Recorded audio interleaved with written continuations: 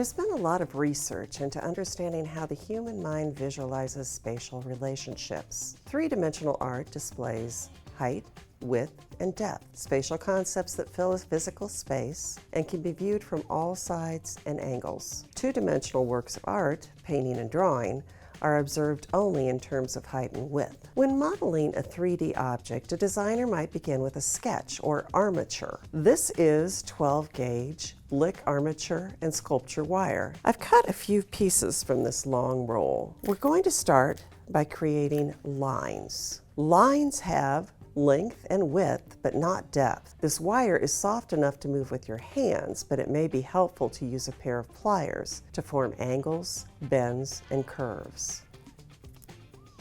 I like to curl the ends just to make it a little bit safer. The wire ends could have sharp edges. Lines become shapes when they join together. We can use pliers to crimp and join these together, positioning the wires so the shape is freestanding. Now we're going to transform this into a form by covering areas with paper. I'm using Hanshi paper. It's a so-called rice paper, but it's not really made from rice. It's a washi paper made from mulberry bark. Hanshi is lightweight and heavily sized for ink painting. For this purpose, that sizing provides rigid strength. Start by tearing it into smaller pieces and crumple them first. This breaks up the sizing and makes it more pliable.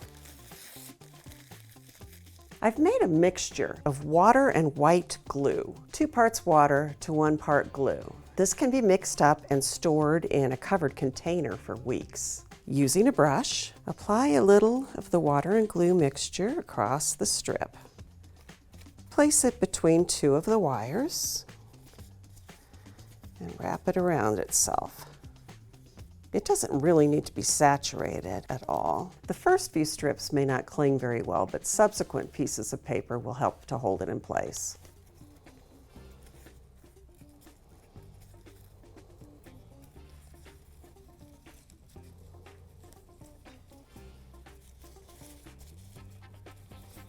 It's okay for it to sag and to fit a little bit loosely at first. It's going to firm up when it's dry.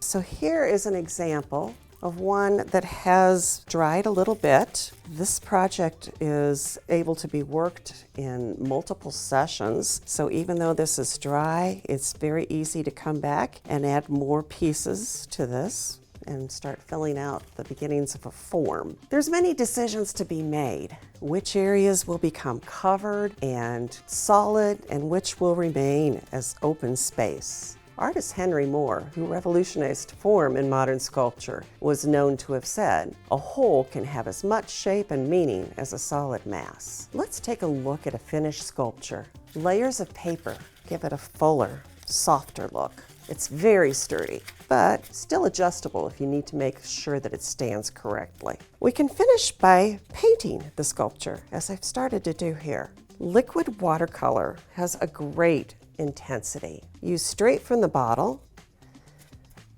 full strength.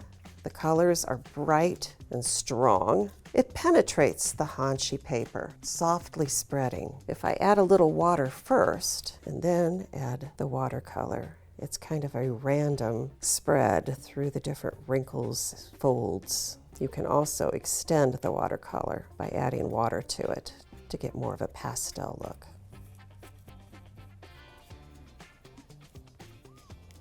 If you'd like to make your own lines, join them to create shapes, and develop a 3D form, you should try making a wire and watercolor sculpture. All the materials and instructions are available at dickblick.com. Scan the code to explore more.